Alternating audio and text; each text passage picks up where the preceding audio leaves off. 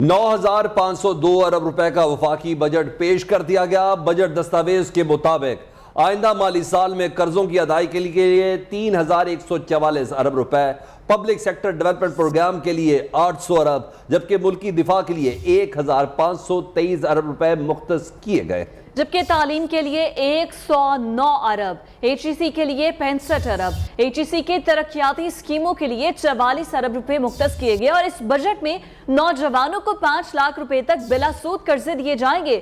قرض اسکیم میں 25% خواتین کا کوٹا ہوگا، اور شاہراہوں اور بندرگاہوں کے لیے 202 ارب روپے مختص کیے گئے ہیں۔ آئندہ مالی سال کے لیے شرح نمو کا ہدف 5% مقرر کیا گیا ہے۔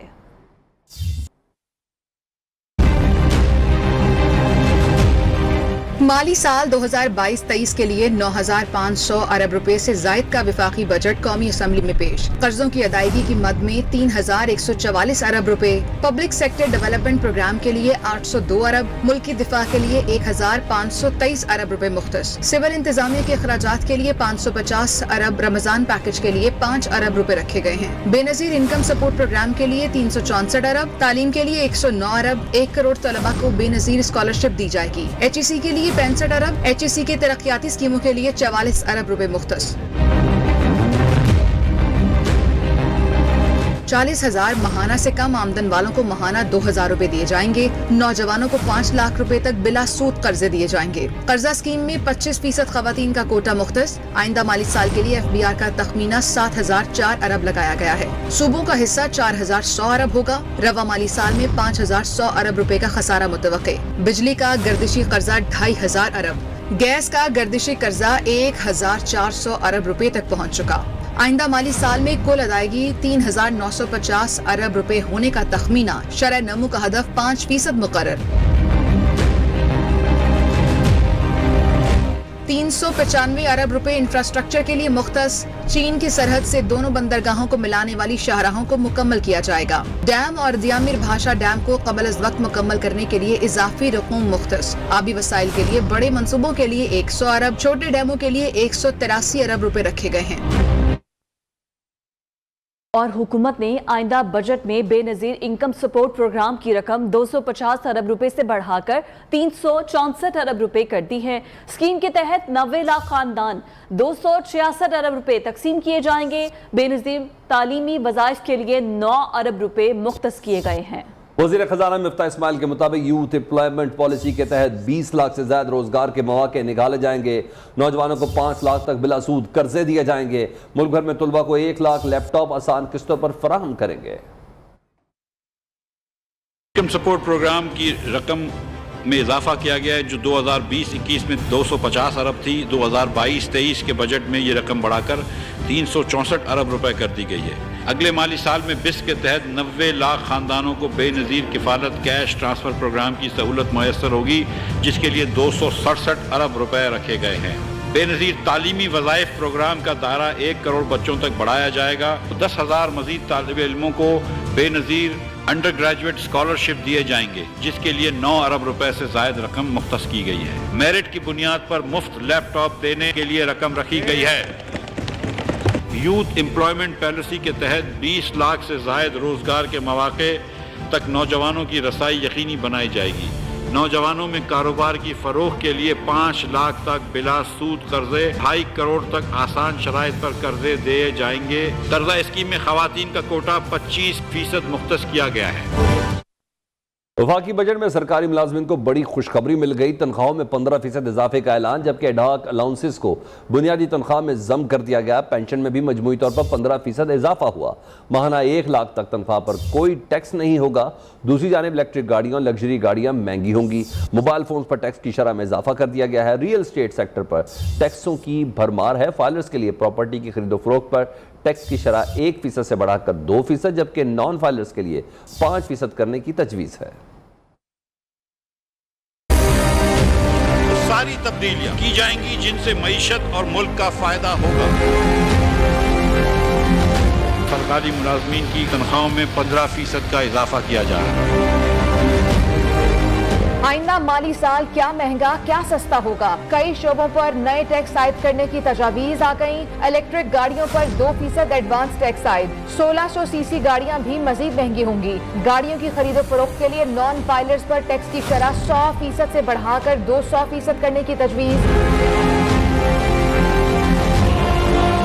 आइंदा माली साल रियल स्टेट सेक्टर पर होगी टैक्सों की भरमार। 2.5 करोड़ मालियत के 1 से ज्यादा रिहायशी मकानात रखने वालों को किराए का 1% माहाना अदा करना होगा। फाइलर्स के लिए प्रॉपर्टी की खरीदो फरोख्त पर टैक्स की शरह 1% से बढ़ाकर 2%, जबकि नॉन फाइलर्स के लिए 5% करने की तजवीज। रिटेलर्स के लिए फिक्स टैक्स मुतारिफ करा दिया गया। रिटेलर्स को बिजली के बिलों में 3,000 से 10,000 तक फिक्स टैक्स अदा करना होगा। मकामी सिगरेट पर भी फेडरल एक्साइज ड्यूटी लगाने की तजवीज थी। दूसरी जानिब गरीब और मुतवस्सित तबके के लिए मुख्तलिफ शोबों में रिलीफ देने का भी ऐलान। सरकारी मुलाजिमीन की तनख्वाहों में 15% इजाफा, 1 लाख से कम तनख्वाह पर टैक्स खत्म। घरेलू सारिफीन को सोलर पैनल की खरीदारी पर आसान इकसात पर कर्जे दिलाए जाएंगे। अद्वियात की कीमतें कम करने के लिए 30 से जायद एक्टिव फार्मास्यूटिकल अज्जा को कस्टम ड्यूटी से मुकम्मल इस्तिस्ना देने की तजवीज। मईशत के इस्तेहकाम के लिए मुसल्लह फौज का एक बार फिर बड़ा फैसला। मुसल्लह फौज ने इस साल भी बजट की मद में किसी इजाफी फंड की डिमांड नहीं की। रवां साल दिफाई बजट कौमी बजट का सिर्फ 16% है और मुसल्लह फौज ने यूटिलिटी बिल्स की मद में अपने अखराजात को मजीद महदूद कर दिया। जुमे का दिन पूरी फौज में ड्राई डे होगा। सवाए इमरजेंसी के कोई भी सरकारी ट्रांसपोर्ट नहीं चलेगी। बड़ी तरबियती मशकों और ट्रेनिंग के लिए कंटोनमेंट्स के करीब छोटे पैमाने पर ट्रेनिंग का फैसला किया गया है। पाक आर्मी ने गुज़श्ता माली साल में कोरोना की मद में अलॉट 6 अरब रुपए बचाकर हुकूमत को वापस किए। अस्करी साजो सामान की खरीदारी के लिए 3.5 अरब रुपए बचाकर कौमी खजाने में जमा करवाए। पाकिस्तान आर्मी और उनके रफाही इदारों ने पिछले 5 सालों में 935 अरब रुपए की खती रकम कौमी खजाने में जमा करवाई।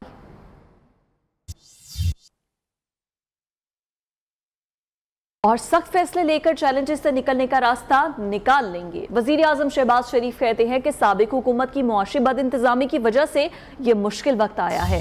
बजट के जरिए कमजोर तबके पर कम दबाव डाला गया है। टैक्स स्लेब पर नजरसानी की गई। 12 लाख रुपए सालाना आमदन वाले टैक्स से मुस्तस्ना है। सरकारी मुलाजमीन का एडहॉक अलाउंस जम करने का फैसला किया। हमारा मकसद कमजोर शहरियों को मुश्किलात से बचाना है। गुजरांवाला में बैंक कैश वैन का ड्राइवर 14.5 करोड़ की रकम लेकर फरार। पुलिस राय के मुताबिक गार्ड बैंक स्क्वायर में निजी बैंक से रकम लेने गए तो वापसी पर ड्राइवर कैश वैन समेत फरार हो गया था। इसी बारे में मजीद बात करेंगे हमारे नुमाइंदे शफकत इमरान हमारे साथ मौजूद हैं। शफकत इमरान, मजीद इस वाक़े से मुतालिक बताइएगा।